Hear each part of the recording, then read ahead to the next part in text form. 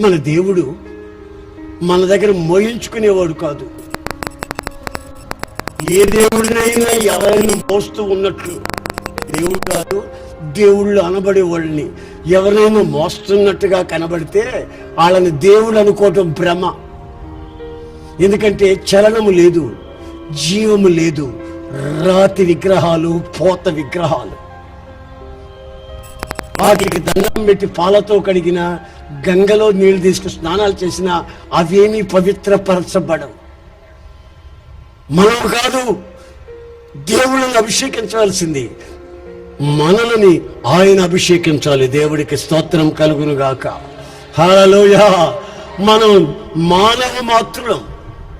మనల్ని ఆయన ప్రేమ చేత ప్రేమాభిషేకం చేయాల. ఆయన ఆత్మ చేత మనల్ని బలపరచాల. ఆయన కనికరపు ఆ యొక్క అభిషేకం చేత ఆయనలో మనం లీనమైపోవాలి.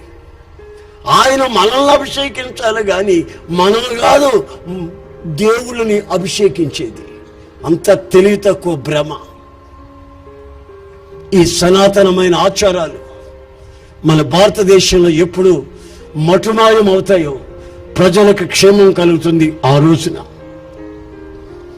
ఎంత ప్రయాసపడినా, ప్రభుత్వాలన్నీ తల్లక్రిందులైనా ఒకటి మాత్రం నిజం, మనుషునికి నెమ్మది, విశ్రాంతి కలగాలనుకుంటే దేవుని సన్నిధిలో నుంచి ఒక అభిషేకం మన మధ్యకు దిగాలి. ఆ అభిషేకం ద్వారా దేవుని ప్రేమ మనుషుని హృదయంలో నిండుగా మెండుగా కుమ్మరించబడుతుంది.